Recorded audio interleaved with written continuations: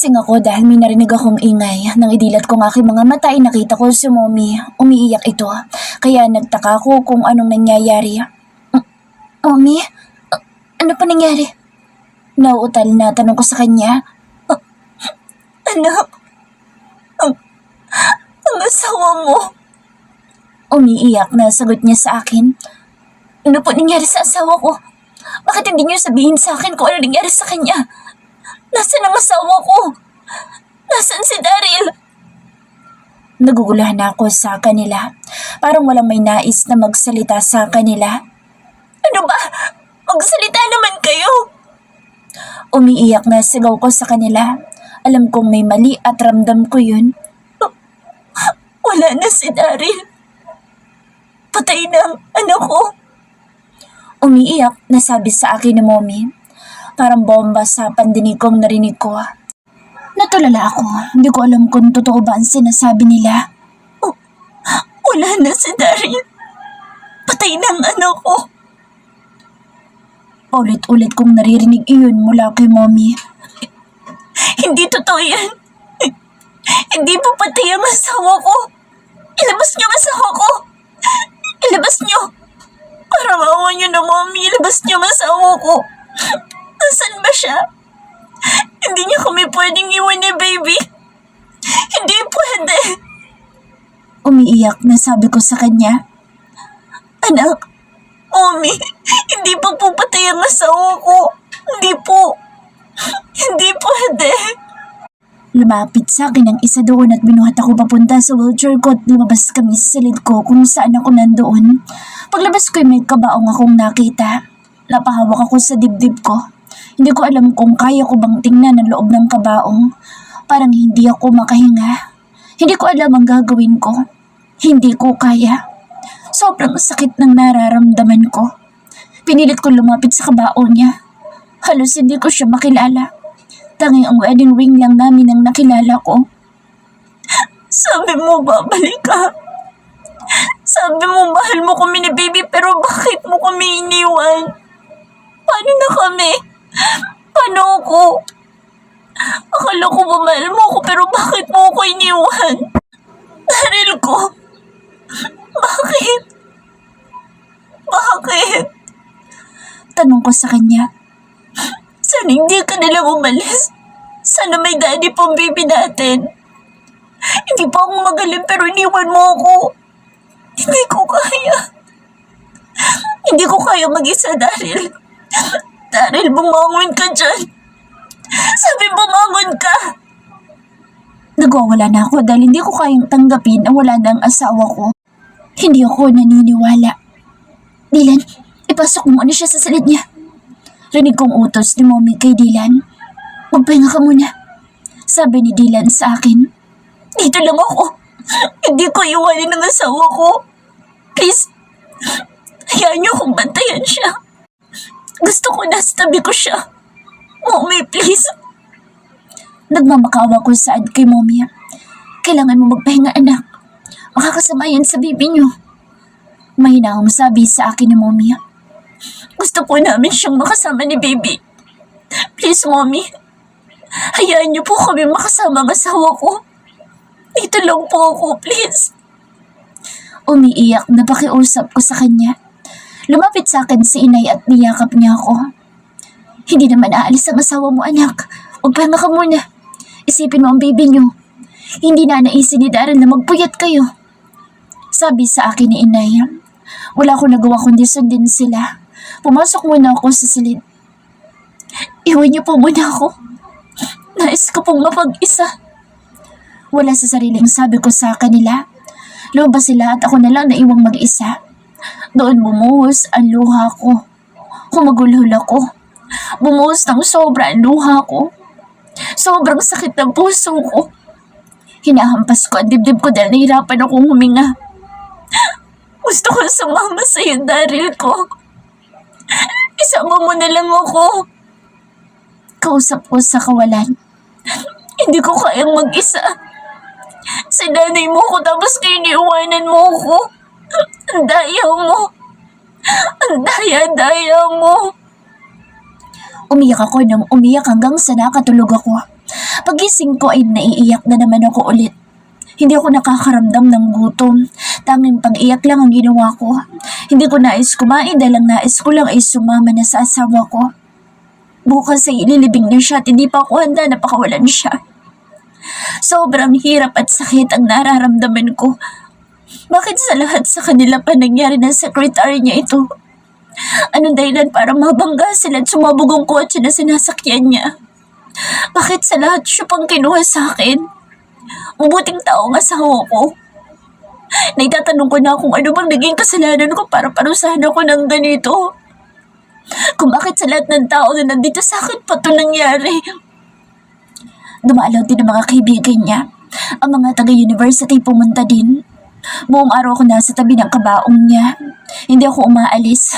Nais kong sulitin ang mga oras na kasama ko siya dahil bukas ay magiging alaala na lang siya. Mga alaala na kailanman hindi ko makakalimutan.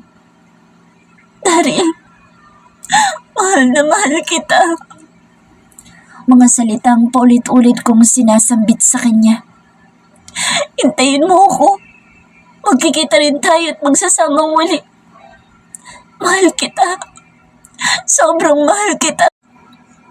Gising ako buong gabi at wala akong balak na matulog. Nakikita kong pag-aalala sa mga mata nila pero naging manhid na ako. Nawalan ako ng gana sa paligid ko. Ano, kumain ka na? Kanina ka pa hindi kumakain. Alok sa akin ni inay. Busog pa po ako, inay. Sagot ko sa kanya. Kahit konti lang, anak. Pagpupumilit ni inay sa akin, tumingin lang ako sa kanya. Hayaan niyo na lang ako, inay. Anak. Umiiyak na tawag sa akin ni inay pero umiling lang ako sa kanya. Kahit anong pilit nila sa akin, hindi pa rin ako sumusunod sa kanila. Nanatili lang ako sa kung saan ako nakaupo. Ngayon, bumangon ang galit ko sa katim ko naging sanhi ng pagiging lumpo ko. Kung hindi dahil sa kanya, hindi ako magiging ganito. Hindi umalis sa pagtuturo si Daryl. Naikuyom ko ang kamao ko sa galit. Siya ang may kasalanan na lahat ng ito. Naghahanda na ang lahat dahil ngayong araw na ang libing ng asawa ko at ng secretary niya. Walang tigil sa pagpatak ang luha ko. Sobrang sakit na ng mga mata ko. Parang sinasaksak ng punyal ang puso ko. Pakiramdam ko'y mamamatay na rin ako. Nagwawala na ako. Hindi ko nais na umalis ang asawa ko. Daryl! Daryl, please! Mommy! Inay, pigilan niyo po sila. Pakiusap po. Please po. Nakaupo na ako sa damuhan. Nakiyapos naman sa akin si inay at si Bunso. Umiiyak ang lahat sa paligid ko hanggang sa nanlabo ng paningin ko at hindi ko na alam ang nangyari. Nang magising ako ay nakatulala lang ako. Bawat sulok ng silid na ito ay may mga alaalang bumabalik sa akin. Simula noong unang pagkikita namin. Halos lahat yun sariwa pa sa alaala ko. Nakatingin ako sa wedding pictures namin ng asawa ko. Ang gwapo talaga niya lalo na kapag nakangiti siya. Bakit mo naman hinayaan na mag-isa ako? Bakit hindi mo kami binalikan? Bumalik ka pala pero hindi rin kita makakasama. Malungkot ako habang kinakausap ko ang litrato namin. Ilang araw na simula nang mailibing ang asawa ko. Ang pakiramdam ko wala nang saysay ang buhay ko. Nagkukulong lang ako sa kwarto namin at doon ko kinakausap ang asawa ko. Pakiramdam ko mababaliw na ako. Anak, pwede ba tayo mag-usap? Tanong sa akin ni Mommy. Tumingin ako sa kanya. Hinaplos naman niya ang buhok ko. Alam ko na nasasaktan ka. Tayong lahat nasasaktan pero sana anak, isipin mo ang baby niyo. Mas maganda na sumama ka muna sa inay mo. Makakasama mo rin si Maxine.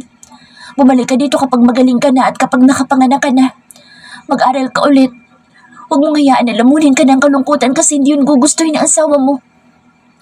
Ipagpatuloy mo ang buhay mo. Nandito lang kami para sa inyo ng apo ko. Lagi mong tandaan na mahal namin kayo. Hihintayin kita na bumalik sa amin. Umiiyak na pahayag ni Mommy. Napaiyak ako sa mga sinabi ni Mommy. Tama siya. Hindi ko gustuhin ng asawa ko na maging ganito ako. Mommy, salamat po. Pasasalamat ko sa kanya at iyakap ko siya ng sobrang higpit. Umiiyak kami pareho. Ramdam namin ang pangungulilan ng bawat isa sa asawa ko. Lagi lang kaming nandito. Magpalakas ka, anak. Normal lang umiyak at masaktan, pero sana isipin mo ang bata na nasa sinapupunan mo. Kailangan ka niya. Nawalan man siya ng ama, pero nandyan ka pa. Hindi dapat tuminto ang buhay, anak. Mas gugustuhin ni Daryl na makitang matapang at masaya ka. Mahabang litanya sa akin ni Mommy. Tama po kayo, Mommy. May iniwan na alaala sa akin ng asawa ko. Nakangiting sabi ko habang patuloy ang pagpatak ng mga luha ko. Bago ako umalis ay dumaan muna ako sa bahay namin ng asawa ko. Malungkot kong nilisan ang bahay namin. Babalik ako, tutuparin ang pangarap ko para sa amin ng anak ko kahit nawala ng asawa ko. Hindi ako pwedeng tumigil dahil iniwan niya sa akin ang pinakamagandang regalo na natanggap ko sa buong buhay ko. Mahal na mahal kita, Daryl ko. Gabayan mo kami ng anak mo. Hindi ka mawawala sa puso ko habang buhay. Huling salita na sinabi ko sa puntod niya bago ako umuwi sa amin sa probinsya. Haharapin ko ang bukas, kasama ang anak ko. After 5 years, nakaupo ko sa swivel chair ko dito sa opisina. Buong araw ko nag-aayos ng mga files para sa meeting bukas. Araw-araw ito ang trabaho ko. Hindi ka pa ba uuwi? Tanong sa akin ni Dylan. Mamaya pa po, sir. Sagot ko sa kanya. Umuwi na tayo. Kanina pa tayo nahanap ng mga bata. Nakangiting sabi niya sa akin. Sige na nga. Nakangiting sagot ko sa kanya. Nagtatrabaho ako sa company bilang secretary ni Dylan, ang kapatid ng yumao kong asawa. Siya ang tumulong sa akin noong mga panahon na hirap ako. Lalo na noong lumalaki na ang tiyan ko pero hindi pa ako nakakalakad. Umuwi siya sa probinsya para alagaan ako. Siya din naging ama ng mga anak ko. Kasama ko siya noong nanganganak ako. Ewan ko ba't hindi pa rin ito nag-aasawa hanggang ngayon. Wala din itong dinadalang babae kila Mommy. Siguro wala pa itong balak na magseryoso. Sa loob ng 5 taon ay naging matatag ako para sa mga mahal ko sa buhay. Ang dahilan kung bakit pinipilit ko pa rin lumaban. After ko mga anak noon ay pumasok ulit ako sa college at tinapos ko ang kurso ko. Let's go! Sabi sa akin ni Dylan. Inayos ko ang bag ko at sabay kami lumabas sa building. Sumabay ako sa kanya sa kotse niya. Palaging ganito. Minsan napagkakamalan na siya ang asawa ko. Malambing din siyang kagaya ni Daryl. Ang kaibahan lang nila, masungit sobrang asawa ko at si Dylan ay sakto lang ang kasungitan. Masiyain ito at mabait lalo na sa mga pamangkin niya. Are you okay? Rinig kong tanong niya sa akin. Okay lang ako. Sagot ko sa kanya. Kinuha naman niya ang kamay ko at hawak niya ito habang nagmamaneho siya. Naalala ko dati palagi niya itong ginagawa tong pinapakalma nila ako. Madalas ako nagwawala kapag naalala ko ang asawa ko. Daan muna tayo sa drive-thru para ibili natin ang chika ng mga bata. Nakangiting sabi niya. Sigurado ako matutuwa sila pagdating natin. Sabi ko naman sa kanya. Ngumiti naman ito sa akin. Dumaan kami sa fast food chain at bumili ng chicken. Pagkarating namin sa bahay ay nauna akong bumaba kaysa kay Dylan. Sinalubong ako ng 2 kong anak. Kambal ang naging anak namin ni Daryl, sina Jaisal at Jason, babae at lalaki. Mommy! Tawag nila sa akin. Namiss niyo ba si Mommy? Tanong ko sa kanila. Of course, Mommy. Everyday ka po naming namimiss. Sagot sa akin ni Jason at hinalikan ako sa pisngi. How about Daddy? Namiss niyo rin ba ako? Tanong sa kanila ni Dylan. Daddy! Kumalas sila sa pagkakayakap sa akin at mabilis na pumunta kay Dylan. Oh, chicken! Masayang bulalas ni Jaisal. Your favorite. Nakangiting sabi ni Dylan sa anak ko. Thank you, Daddy. Sabay na pasasalamat nila kay Dylan. Hinalakan din nila ito. Matatalino ang mga anak ko. Alam nila na tito nila si Dylan pero sabi nila ay mas gusto nila na Daddy ang itawag dito. You're welcome, kiddos. Let's get inside. Kainin natin ito. Masayang sabi ni Dylan. Napangiti naman ako pero may pumatak na luha sa mga mata ko. Masaya ako pero naalala ko ang asawa ko. Ganyan din kaya siya kung nandito pa siya. Ganito rin kaya kami. Siguro maingay din ang buong bahay tuwing uuwi siya. You're crying. May problema ba? Tanong sa akin ni Dylan. Niyakap ko siyang bigla. Masaya lang ako dahil lagi siyang nasa tabi ko. Thank you. Umiiyak na pasasalamat ko sa kanya. Pinanasan niya ang luha ko. Stop crying. Baka isipin ng mga bata, inaway kita. Nakangiting sabi niya sa akin. Niyakap ko siya ng mahigpit. Ikaw kasi pinapaiyak mo ako. Sabi ko sa kanya. Wala akong maalala na inaway kita. Kunot noon niyang sabi sa akin. Sobrang bait mo kasi. Nakangusong sabi ko sa kanya. Narinig ko naman itong tumawa. Akala ko na may kung ano na. Ang cute mo. Parang yung kambal. Sabi niya sabay kurot sa pisngi ko. Aray! Reklamo ko sa kanya pero tumawa lang ito. Mommy, we're hungry na po. Sabi ni Jaisal. Ay, sorry baby. Let's get inside Nahihiyang sabi ko sa anak ko. Tumingin ako kay Dylan na may malawak ng ngiti. Binuhat niya ang mga bata at pumasok kami sa loob ng bahay. Dito kami nakatira sa bahay namin ng asawa ko. Gusto kong alagaan ang mga alaala namin ng asawa ko. Noon ay natatakot akong bumalik dito pero nilabanan ko yun para sa mga anak ko. Umakyat muna ako sa kwarto namin at nagbihis ng pambahay. Napangiti ako habang nakatingin sa litrato ng asawa ko. Minsan dito natutulog si Dylan lalo na kapag Friday. Namimiss daw kasi niya lagi ang mga bata kaya lagi siyang pumupunta dito. Naging ama siya ng mga bata sa loob ng 5 taon. Naalala ko pa noong nanganak ako ay siya ang kasama ko. Naimatay pa siya noon kaya kapag binabalikan ko'y natatawa talaga ako. Bumaba ako sa dining room para mag-asikaso pero pagpasok ko ay nakita ko si Mommy at si Dayan. Mommy, hello po. Namiss ko po kayo. Masayang sambit ko saka ko siya niyakap. Ako din. Namiss ko kayo, lalo na itong mga apo ko. Nakangiting sabi ni Mommy.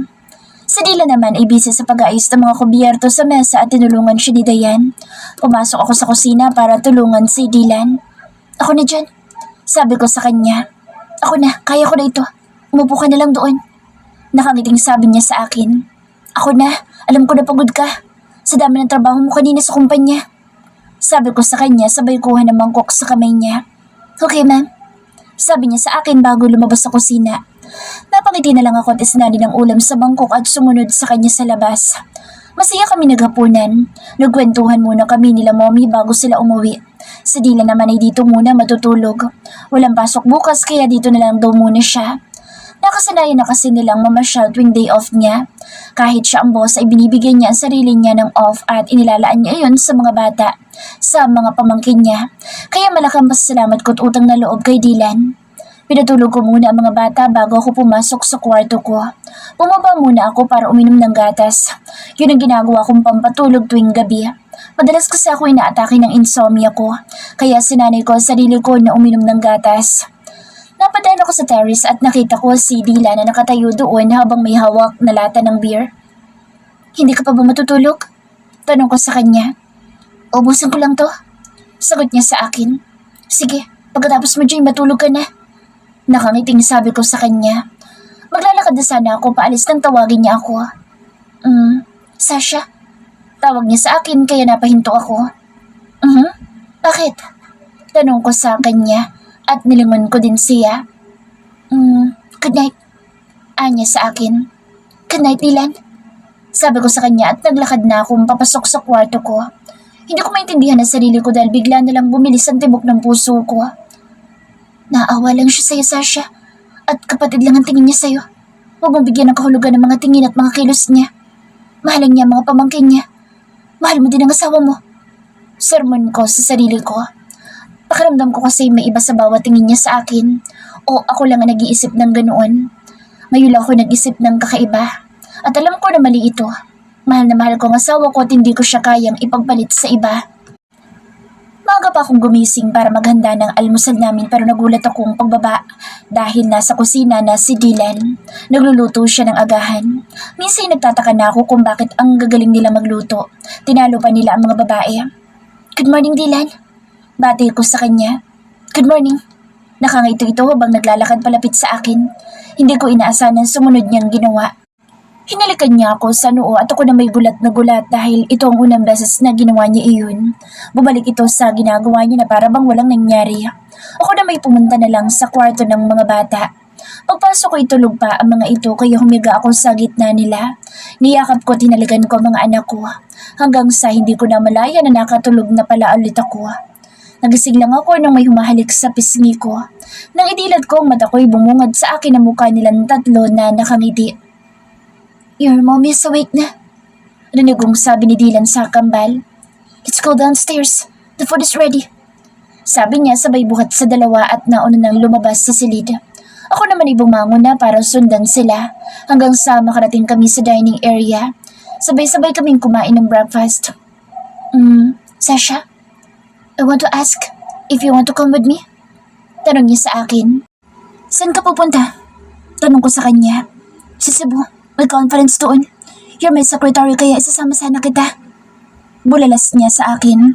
Oo naman, trabaho ko yun. Nakangiting sagot ko sa kanya. 1 week tayo doon. Sabi niya na ikinagulat ko. 1 week? Pagulit ko sa sinabi niya. Parang hindi ko yata kayang 1 linggo na hindi kasama ang mga anak ko. Yeah, pero kung gusto mo isama natin ang mga bata para hindi mo sila mamiss. Kasi ako mamimiss ko mga babies ko. Nakangiting sabi niya. Kinurot din niya ang pisngi ng 2 bata. Sige, para makapamasyal din sila. Sagot ko sa kanya. Thank you. Saan dito sa akin? Thank you din, Dylan.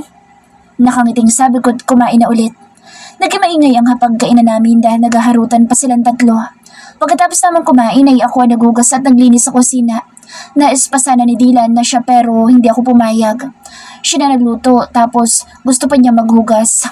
Nung matapos ako'y lumabas na ako sa kusina at pinuntahan sila sa sala.